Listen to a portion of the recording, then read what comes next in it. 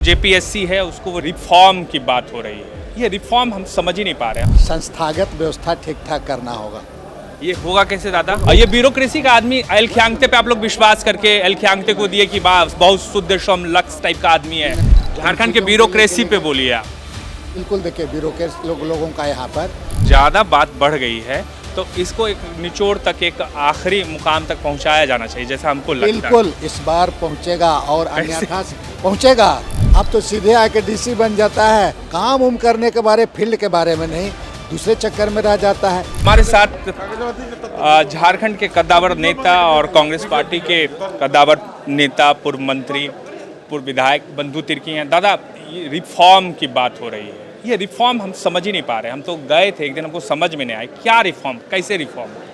Reform मतलब ये बोल रहे हैं कि जो जेपीएससी है उसको वो रिफॉर्म किया जाना चाहिए। देखिए, पूरी पारदर्शिता पूर्वक एग्जाम, संस्थागत व्यवस्था ठीक ठाक करना होगा।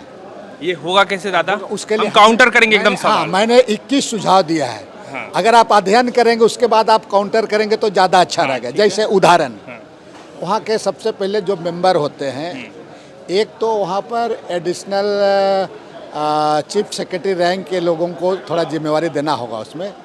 दूसरी बात क्या है कि जो चेयरमैन और बोर्ड का मेंबर बनते हैं उसका संपत्ति का सालों साल उसका स्क्रूटनी होनी चाहिए जान, ठीक है। इसके साथ साथ एग्जाम परीक्षा लेने वाला साइबर ये है, प्लस आपका एजेंसी क्वेश्चन व्यवस्था, ये पूरी चीज़ों को हमने लिखा है।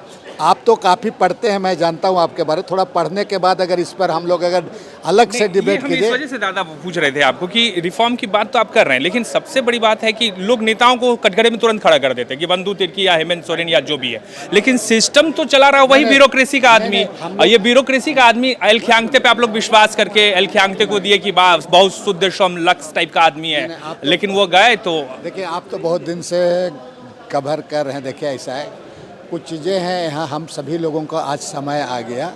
झारखंड के ब्यूरोक्रेसी पे बोलिए आप। बिल्कुल, देखिए ब्यूरोक्रेसी लोगों का यहाँ पर पहले होता था क्या कि यहाँ कोई आईएएस आता था तो ब्लॉक में उसका ट्रेनिंग होता था, फिर ब्लॉक में 6 महीना के बाद में वो एसडीओ बनता था। फिर अब तो सीधे आके डीसी बन जाता है और केवल वो देखिएगा, मैक्सिमम लोग काम उम करने के बारे, फील्ड के बारे में नहीं, दूसरे चक्कर में रह जाता है। इसलिए जनप्रतिनिधियों को भी आँख कान नाक और विशेषकर चौथा स्तंभ को खोल करके रखने का जरूरत है। इनके भरोसे छोड़ दीजिएगा तो नहीं चलेगा।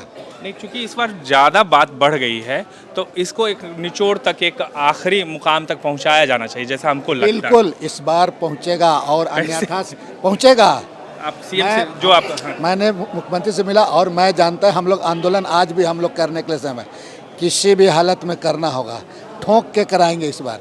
और इसको अगर कांग्रेस को भी इसमें सोचना होगा, छात्र हित में कोई भी कड़ा निर्णय लेना होगा तो लेना होगा, मगर इस पर मिल करके, बैठ करके, बातचीत करके इस पर हर हालत में छात्र छात्राओं अभ्यर्थियों को न्याय के लिए देना। इस बार किसी भी हालात में इसको ही नहीं करना। इसलिए छात्रों के साथ भी संवाद होना चाहिए, छात्र संगठन के साथ, हमारे पत्रकार बड़े सीनियर लोगों के साथ भी संवाद होना चाहिए, सबका राय मशवरा ले करके इसको, और सर्वदलीय बैठक भी करके इस पर समाधान करने की दिशा में आगे बढ़ना चाहिए। ठीक है, थैंक यू।